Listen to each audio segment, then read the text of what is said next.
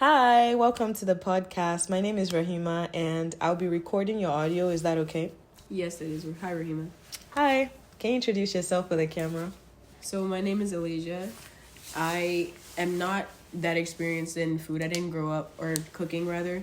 I didn't grow up cooking much. I wasn't brought into the kitchen much. My mom wanted to do stuff quickly just so we can get it over with. Can we start over? No, it's fine. Okay. I've recently been getting into cooking more. I've been making homemade syrup. I made strawberry syrup. I made cold foam. I like to make my coffees at home, and I can, unless I want a particular taste. I've been making pancakes and banana. We had our era. Yeah. We had our era, yes. I had an era of just doing so much and things more, and then working my way down to lunch and then dinner. And probably drinks in between all of those things.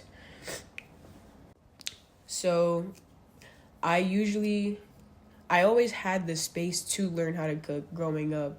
It was just a matter of comfortability, being that I wasn't used to it, or the fear of being, for lack of better terms, clowned for not cooking things right or messing up. I felt like I didn't have the space to properly learn how to do things, because when you learn how to do things, you're naturally going to fail. You're never going to always know the first time. That's right. So being that I had the space, or the space was cultivated with me and my friends for comfortability, I feel more comfortable messing up here than I would anywhere else. So my first question for you is, can you try to remember like the first time you had a breakfast dish that really stuck to you? Ooh, that's a good question.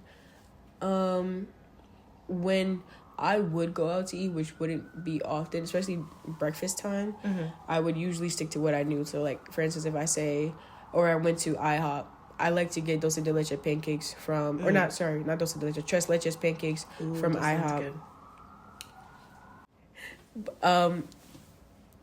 I would do tres leches pancakes.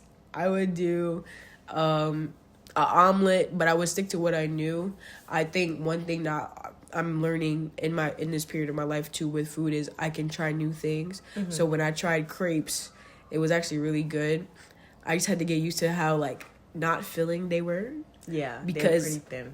Wow, they're skinnier than pancakes. They're pretty thin. So I think that was the one like kind of breakfast experience that stuck out to me.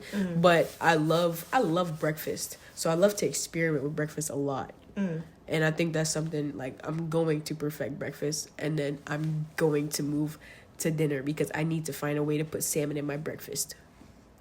That's interesting, but it will happen.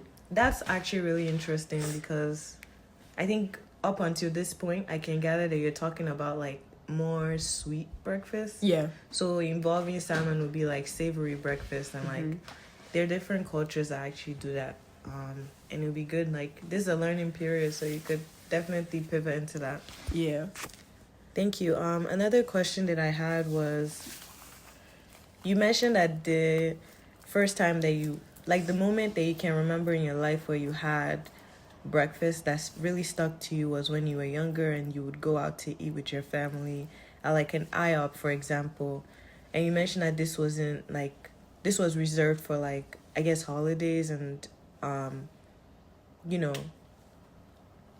occasions, like special occasions and things like that. Is there like, when it comes to this recipe that you've created, were there like similarities between what you made?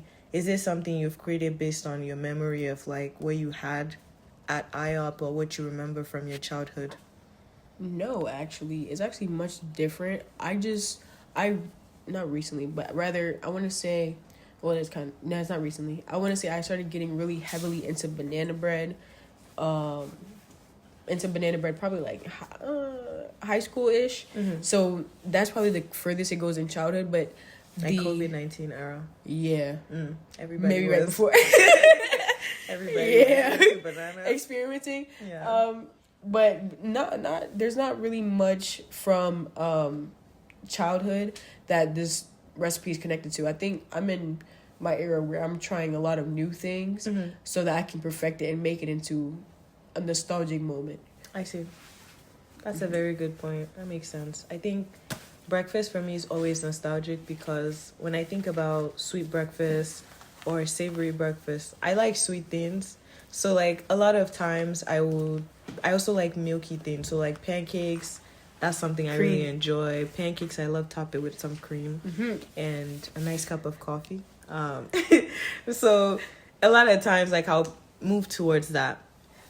But I love this coffee myself. it's very nostalgic too because when you think of pancakes, you think about diners, you think about the family together, pancakes, you think about eggs and just mixing it with those combinations and things like that. Okay, that's good. Is there someone that you would say like I'm sorry, before I go into that question, is breakfast your comfort food? I would yes and no. I think in terms of my comfort food, I could eat salmon for days. Okay. Salmon or like mac and beef. It's just like Velveeta cheese and seasoned ground beef. Like those breakfasts, I would say, yeah, it's my go-to. I can eat breakfast at any time of the day. So like if you're having like a bad day, this dish provides comfort, or is it the process of making it? Both, actually. Making pancakes from scratch has really become something I really like to do. I don't like boxed pancakes anymore. Yeah, it definitely has a different taste. It's so different. Because you can manipulate it more when you mix the ingredients yourself. Exactly. As opposed to... I found a way I found a way for it to be so good, I don't even need vanilla extract. It's so crazy.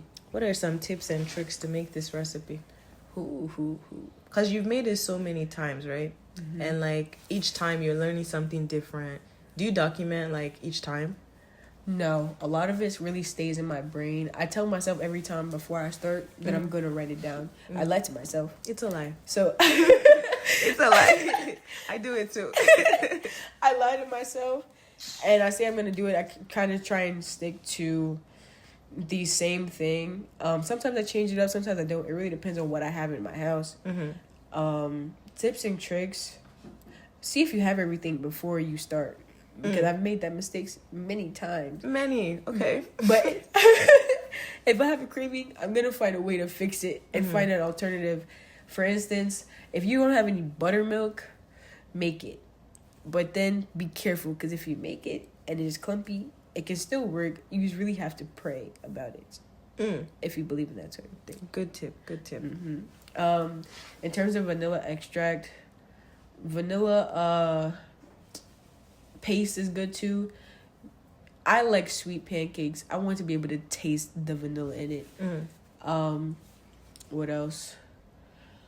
I know you're supposed to, when you're doing things that do with flour or close to baking it, and in that area you're supposed to measure accurately.